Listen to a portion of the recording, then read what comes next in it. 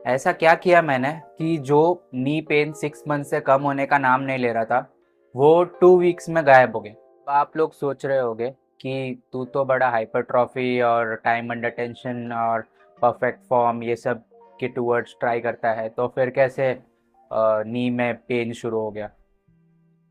तो शुरू हुआ कुछ इस तरह। शिट, मेरा राइट नी। रख दूँ क्या यार? नहीं भाई, सब देख रहे जिम में। कम ऑन यार, हार नहीं मानना है। मेरे फ्यूचर में आने वाले बच्चे क्या कहेंगे, पापा स्क्वाट में हार मान गए। नहीं।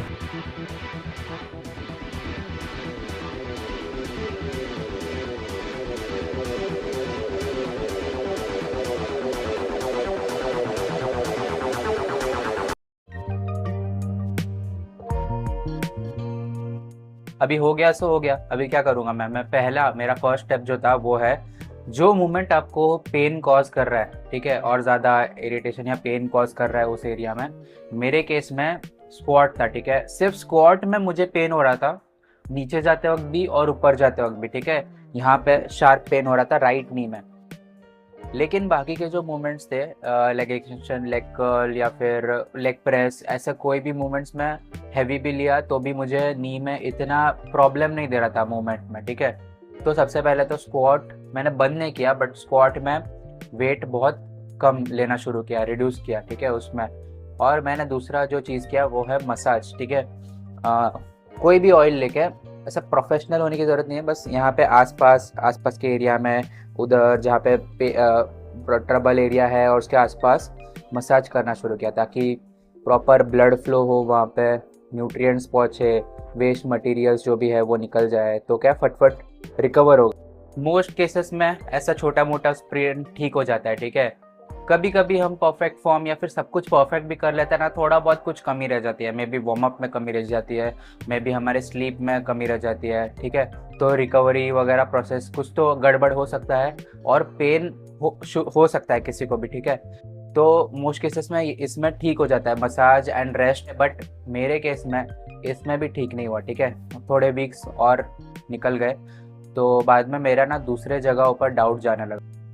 उसके बाद मैंने सोचा कि कहीं डाइट में कोई विटामिन वगैरह की कमी तो नहीं है, ठीक है।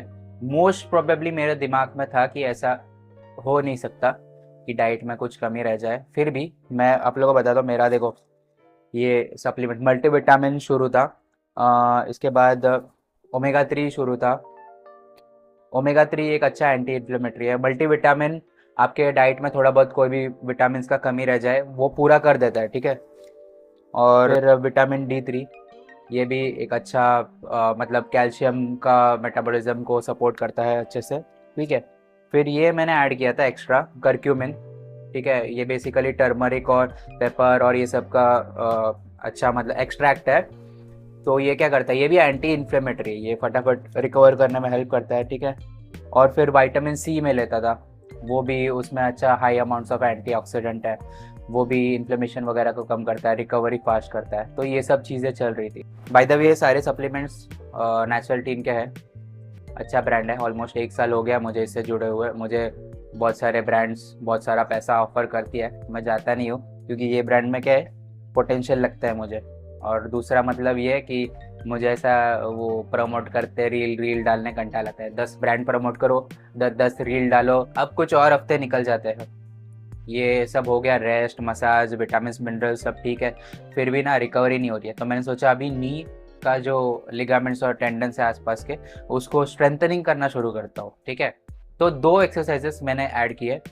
एक तो मेरा जो जॉगिंग का जो मैं डालते रहता हूँ इंस्टाग्राम पर, वो एक अच्छा एक्सरसाइज है नी के लिगामेंट्स और मेनली ये टिबियालिस को ट्रेन करने के लिए। मैंने यूजुअली देखा है पास्ट में भी, नी के अराउंड कोई पेन होता है ना, मैं टिबियालिस ट्रेन करता हूँ ना, ये वाला मसल दिख रहा है क्या, ये वाला जो मसल है ना, उसको ट्रेन करता हूँ, तो नी के अराउंड जॉइंट्स वगैरह स्ट्रेंथन हो जाते हैं, ठीक है। अभी मैं इतना एनाटॉमिकल एक्सपर्ट नहीं हूँ, कुछ गलती होगा तो आप लोग बताना, बट ये मेरे एक्सपीरियंस में ये 2 चीज़ काम करती है। एक तो पहला वाला जो मेरा जॉगिंग है उसका रूटीन, एंड दूसरा एक टिबियालिस का बहुत अच्छा एक्सरसाइजेस। आप केटल बेल से कर सकते हो इसको, या फिर आप मशीन केबल से कर सकते हो। केटल बेल के अराउंड मैं ये केटल बेल के हैंडल के अराउंड ये टॉवल रैप करूँगा और फिर इसको लूँगा यहाँ पर एंड देन इधर बैठा मैं फुल रेंज ऑफ मोशन में परफॉर्म करूँगा। फिर कुछ और दिन निकल गए। सीन ये है कि अभी भी मैं पेन फ्री स्क्वाट नहीं कर पा रहा था। तो और कभी कभी ऐसे ही रैंडमली ऐसे नीचे जब मैं ऐसा मतलब कोई भी स्क्वाटिंग मूवमेंट में करता था ना रैंडमली तो पेन शार्प पेन होता था।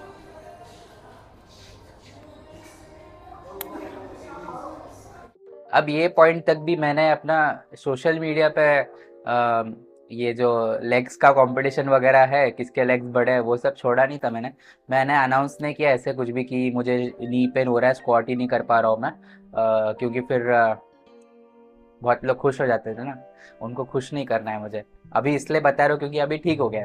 ये यूजुअली ना दो टाइप के लोग होते हैं, एक तो जिनका अपर बॉडी भी मस्कुलर नहीं होता है, लोअर बॉडी भी मस्कुलर नहीं होता है, तो उनको लगता है बैलेंस बॉडी ना, ऊपर भी मसल्स नहीं नीचे भी मसल्स नहीं, ये तो कोई अचीवमेंट वाली बात हुई नहीं। और दूसरा एक पार्टी आता है जो काफ़ी डिलूजनल होता है, उनके थाइज में फैट होता है तो उनको लगता है उनका थाइज बड़ा है करके। भाई उसका चर्बी काट कितना बचता है देखा। फिर ना नी पेन तो जा रहा नहीं था तो मैंने सोचा अभी मैं ऐसे ही नी पेन के साथ तो कर नहीं सकता।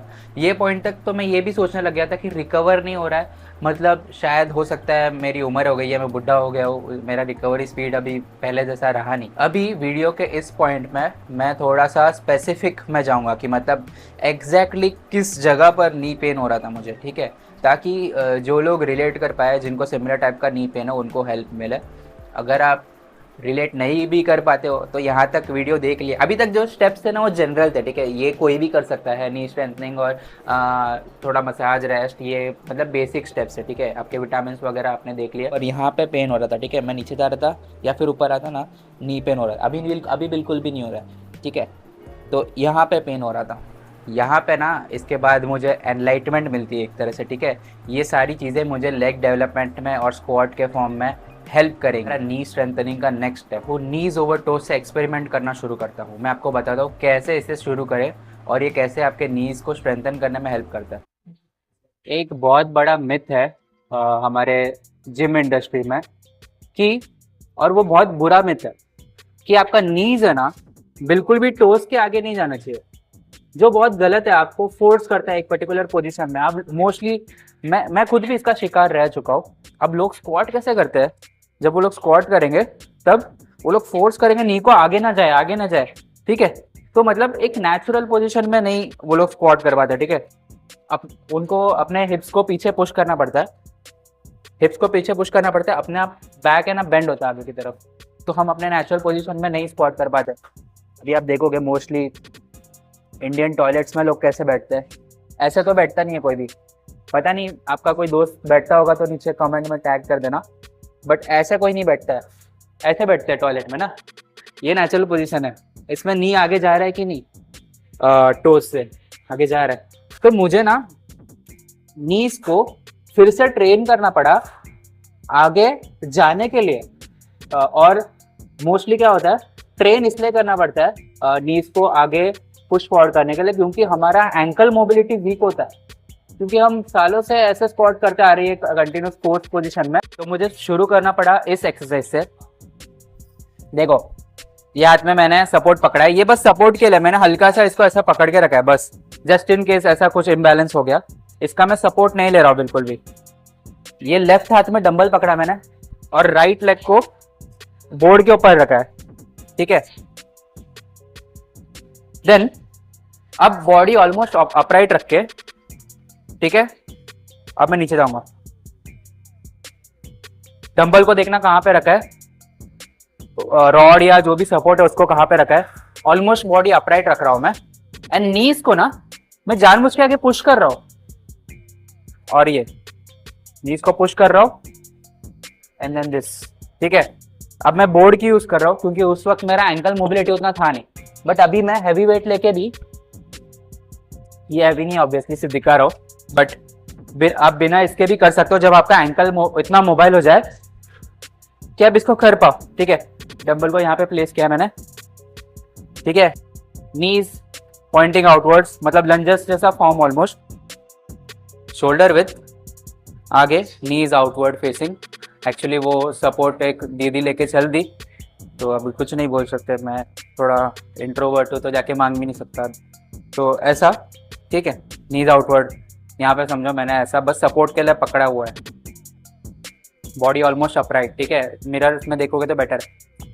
ठीक है, एंड देन नीज को आगे की तरफ पुश कर रहा हूँ मैं, ये नॉर्मल हो गया। ठीक है, वर्सेस आगे की तरफ पुश कर रहा हूँ, मुझे यहाँ पे पूरा स्ट्रेच फील हो रहा है क्वाड में, प्योरली क्वाड्स, ब्यूटीफुल। बट मैं अभी भी वो पेन फ्री स्क्वाट नहीं कर पा रहा था। मैं एवरी टाइम स्क्वाट कर रहा था ना, मेरा ध्यान राइट नी पे जा रहा था। लिटरली मेरे दिमाग में ये जा रहा था कि यहाँ पे इंजरी ना होने देना और फर्दर, क्योंकि मैं ये नी पे एकदम, मेरा माइंड पूरा फोकस यही नी पे जा रहा था कि ये लेग टाइट रखना है, ये भाई टूट ना जाए, क्योंकि वो ऐसा ही फील हो रहा था कि ये कुछ हो जाएगा यहाँ पे। मेरे लेग्स के एनलाइटमेंट जर्नी का नेक्स्ट स्टेप, इस पॉइंट पे मैंने रियलाइज़ किया कि कुछ तो ना पेन कॉज कर रहा है बार बार। ठीक है, क्योंकि रिकवर हो भी रहा है वो, देन वो अगेन वापस वहाँ पे प्रॉब्लम्स क्रिएट कर रहा है, वापस वहाँ पे इंजरीज या फिर इन्फ्लेमेशन क्रिएट कर रहा है उस जॉइंट में। कुछ तो रीज़न है। तो मैंने क्या किया, अपना जो स्क्वाट का फॉर्म है, जो स्क्वाट मेरा एक्सरसाइज था, सबसे ज़्यादा पेन कॉजिंग एक्सरसाइज स्क्वाट ही था ना, तो उस स्क्वाट को ना मैंने अपने जो ट्रेनर फ्रेंड है उनको बोला कि रिकॉर्ड कर दो प्लीज़। तो मैंने जब रिकॉर्ड करवाया तभी मुझे पता चला। तो मेरा स्क्वाट का फॉर्म है ना कुछ इस तरह से दिखता था। ये देखो, मैंने लिया, मैं इतना ही डिस्टेंस लेता था। ठीक है, एंड देन स्क्वाट कर रहा हूँ, देख रहे हो हिप्स राइट की तरफ शिफ्ट हो रहा है। ये बहुत ही कॉमन चीज़ है बट हम नोटिस नहीं कर पाते। ठीक है, ये देखो राइट की तरफ शिफ्ट हो रहा है, राइट की तरफ शिफ्ट हो रहा है। अब जब मेरा हिप्स राइट की तरफ शिफ्ट हो रहा है, तो मेरा हिप्स राइट की तरफ शिफ्ट हो रहा है, तो मेरा नी भी आगे जाएगा राइट वाला। देखो, ये मैं ज़्यादा एग्जैजरेट करके दिखा रहा हूँ सिर्फ एक्सप्लेन करने के लिए।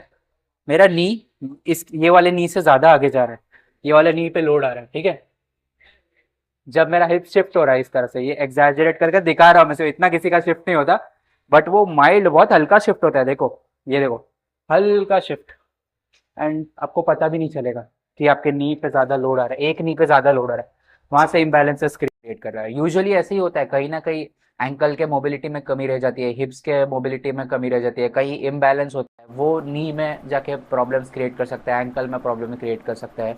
यूजुअली यही होता है। ठीक है, कुछ ना कुछ इम्बैलेंस से इंजरीज होती है। तो अब ये हिप शिफ्ट को फिक्स करने के लिए मैंने मल्टीपल मोबिलिटी एक्सरसाइजेस ढूंढे। थिक थाइज वाली लड़कियां करती है ना, वो वाला। हाँ, कैसे करते हैं? मैं भी देता हूँ। हाँ, मैं भी देता हूँ क्लाइंट। ऐसा, ये अच्छा, ऐसा थोड़ा, हाँ, थोड़ा और वाइड। आपको कुछ लगेगा ही नहीं। अपन वेट ट्रेनिंग वाला है, आपको कुछ नहीं लगेगा। वो क्या, हाँ, इतना नहीं मांग पड़े, बिगिनर्स के लिए। बिगिनर्स के लिए है ना। मोबिलिटी एक्सरसाइजेस इतने बुरे नहीं है, but for a person who is training for more than 10 years, उसके लिए मोबिलिटी एक्सरसाइजेस इतना रेजिस्टेंस नहीं प्रोवाइड करते कि वो इम्बैलेंस को फिक्स ही कर दे। नहीं, मोबिलिटी एक्सरसाइजेस आपको प्रॉब्लम्स को रियलाइज करने में हेल्प करती है। ठीक है, बट प्रॉब्लम्स मुझे ऑलरेडी रियलाइज हो गया क्या प्रॉब्लम था। ठीक है, और मेन मतलब कुछ ना कुछ एबडक्टर मसल या कुछ ना कुछ वीक था मुझे। ठीक है, इतना एनाटॉमी का नॉलेज है नहीं, बट मुझे पता था कुछ तो इम्बैलेंस चल रहा था, और मैं ऐसा, मेरा कोई कोच वोच नहीं है जिससे मैं हेल्प मांगूँ, तो मैंने खुद ही फिगर आउट किया और फिर मोबिलिटी एक्सरसाइजेस ट्राई भी किए। बट प्रॉब्लम ये है कि अपने वर्कआउट रूटीन से टाइम निकाल के अलग से मोबिलिटी एक्सरसाइजेस करो, और ये मोबिलिटी एक्सरसाइजेस उतना रेजिस्टेंस भी प्रोवाइड नहीं करते कि ये इम्बैलेंस को फिक्स करे। और अपने पास इतना टाइम भी नहीं है, क्योंकि अपने को जल्दी जल्दी वो डिल्यूजनल पब्लिक कैटेगरी है ना जो चिकन लेग्स कमेंट करते हैं, उनको उनकी औकात दिखानी। तो मैंने कहा छोड़ो यार, ये मोबिलिटी वगैरह ना देखने में कूल लगती है, इसे देख के लोग थोड़ा इम्प्रेस हो जाएंगे, बट एक्चुअल में इतना काम कर नहीं रहा है वो। मुझे प्रॉब्लम पता है, उसको फिक्स करना है। बट ये जो एक्सरसाइज है जो मैं करने वाला हूँ, वो मोबिलिटी में ही काउंट होता है, बट इसमें आप प्रोग्रेस कर सकते हो, हैवी वेट ले सकते हो और ये डिफ़िकल्ट है, ठीक है। इवन एडवांस लिफ्टर्स के लिए ये काफ़ी काम आ सकता है, ठीक है। ना ही हिप मोबिलिटी बल्कि एंकल मोबिलिटी के लिए भी। देखो इसको ऐसे परफॉर्म करते हैं, इसको कोसैक स्क्वाट कहते हैं, ठीक है। इसमें वाइड स्टैंस लूँगा मैं, ठीक है, इतना वाइड लूँगा, ठीक है। अब अपने कंफर्ट जोन के हिसाब से वाइड लेना एंड देन हिप्स को पीछे की तरफ पुश करके ऐसे ऐसे बॉडी जितना हो सके उतना अप रखा मैंने एंड देन अप ऐसे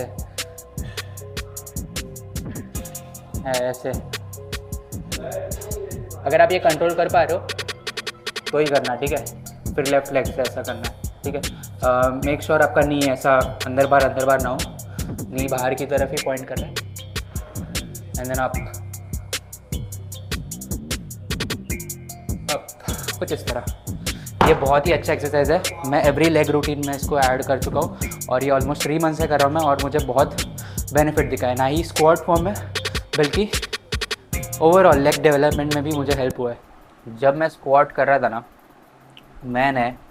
मुझे पता है मेरा हिप्स राइट में शिफ्ट होता है। मैंने एवरी रेप के पहले खुद को दिमाग में सिग्नल दिया कि हिप्स को लेफ़्ट में शिफ्ट कर, ठीक है।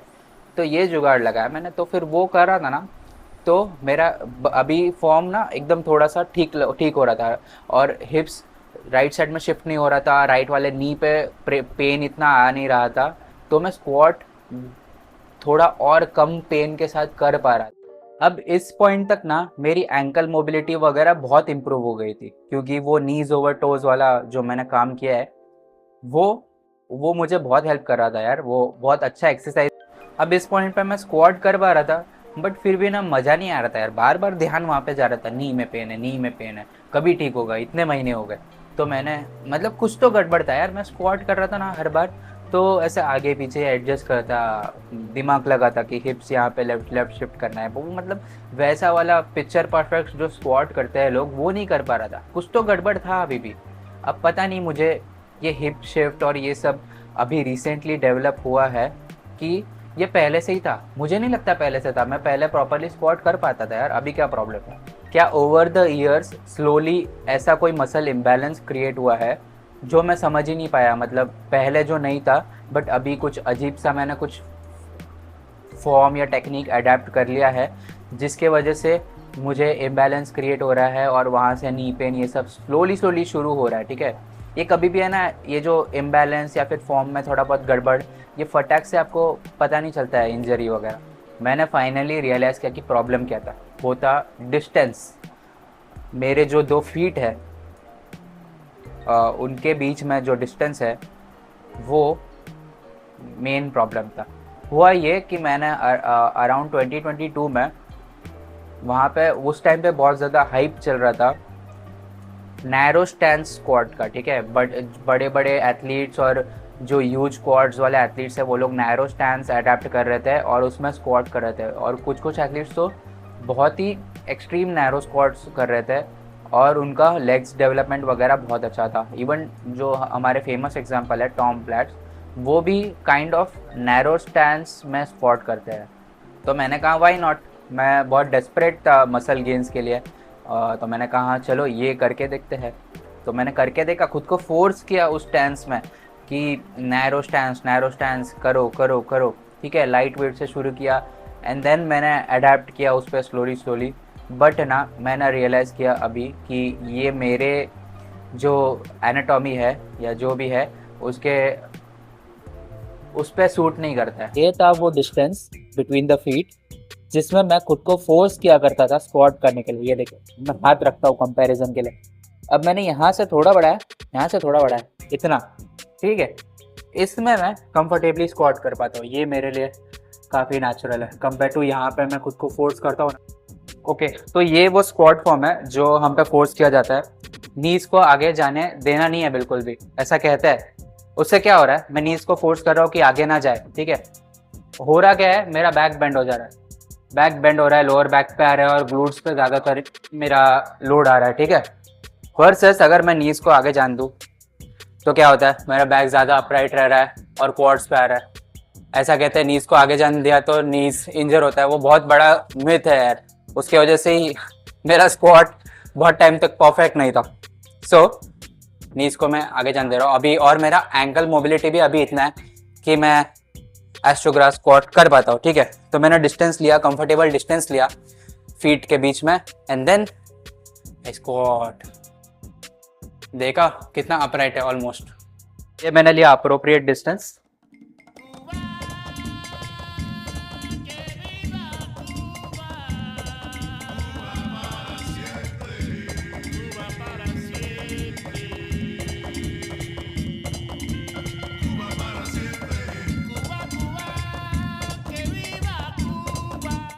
तो कंक्लूजन में ये, और ओवर द ईयर्स मैंने ये सीखा है स्क्वाट के बारे में कि पर्सन टू पर्सन आपका फॉर्म वेरी कर सकता है, ठीक है। आप किसी पर्सन को एक पर्टिकुलर फॉर्म में फोर्स नहीं कर सकते कि ऐसा ही जाना है, इतना ही डेप्थ होना चाहिए। हर किसी का डेप्थ अलग हो सकता है। हाँ, आप डेप्थ इम्प्रूव ज़रूर कर सकते हो, ऐसा नहीं कह सकते कि नहीं मेरा तो एनाटॉमी वैसा है, मैं तो डेप्थ इतना ही, मतलब 90 डिग्री से भी ऊपर ऊपर तक, मतलब इतना ही जा सकता हूँ मैं, ऐसा यही है मेरा स्क्वाट का डेप्थ नहीं, ठीक है। आप डेप्थ इम्प्रूव कर सकते हो, बट हर किसी को एक पर्टिकुलर फॉर्म में फोर्स नहीं कर सकते हो कि किसी को आप कहोगे कि नैरो स्टैंस वगैरह करो, एकदम नैरो लो, तो ऐसा ज़रूरी नहीं है हर कोई कर पाए। आपके बॉडी का जो नेचुरल स्टैंस है वो आपको फाइंड आउट करना पड़ेगा, बट इसका मतलब ये नहीं कि लोग यार मेरा तो यही नेचुरल स्टैंस है, ऐसा ऐसा मतलब ऑलमोस्ट गुड मॉर्निंग कर रहे हैं वो लोग हिप्स को पीछे पुश करके, वैसा भी नहीं, ठीक है। करेक्ट होना चाहिए बट आपके अकॉर्डिंग। बहुत सारे लोग इससे ट्रिगर हो सकते हैं, बट देखो मेरे लिए ट्रूथ है ये, एटलीस्ट हर किसी के लिए ज़रूरी नहीं है ये ट्रू, इट होल्ड्स ट्रू। देखो कि स्क्वाट क्वाड्स के लिए बेस्ट एक्सरसाइज नहीं है, ठीक है। मैं लेग प्रेस को ज़्यादा प्रेफर करूँगा, क्योंकि स्क्वाट में ना आप फेलियर हिट नहीं कर सकते, ठीक है। एकदम वो वाला फेलियर जो आप लेग प्रेस में हिट कर सकते हो, वो वाला फेलियर आप स्क्वाट में एफिशिएंटली और सेफली हिट नहीं कर सकते। लेग प्रेस में सेफ्टी काफ़ी ज़्यादा होता है, ठीक है। आपका बॉडी भी सपोर्टेड होता है, बैक लोअर बैक ये सब का रिस्क कम होता है, तो आप एकदम जा सकते हो फेलियर तक। बट वो डिपेंड करता है हर किस को स्क्वाट एकदम, मतलब कोई कोई लोग स्क्वाट्स मशीन की तरह करते हैं यार, एकदम परफेक्ट, उनका their anatomy is built for squats, तो वो लोग स्क्वाट अच्छी तरह से कर पाते हैं, और उनके अकॉर्डिंग हो सकता है कि क्वाड्स के लिए वो एक एफिशिएंट एक्सरसाइज हो। और फाइनल पॉइंट ये कि अगर आपको इंजरी हो रहा है तो कुछ ना कुछ कॉज होता है उसका, तो आप कॉज के बारे में सोचा करो, नहीं तो वो बार बार इंजरी आते रहेगी, ठीक है। तो बस इतना ही, होपफुली आपको इन्फॉर्मेटिव लगा हो ये वीडियो। मैंने जितना हो सके उतना कंसाइज रखने का ट्राई किया है और अपना एक्सपीरियंस शेयर किया है। मैं ज़्यादा लंबा इस वीडियो को खींच रहा नहीं हूँ वॉच टाइम के लिए, कंसाइज रखा है मैंने एकदम शॉर्ट रखा है। और खाना वाना हो गया क्या? अभी दोपहर हो गया, खाना वाना हो गया तो अच्छी बात है। वीडियो छोटा ही रख रहा हूँ, ज़्यादा लंबा नहीं खींच रहा हूँ।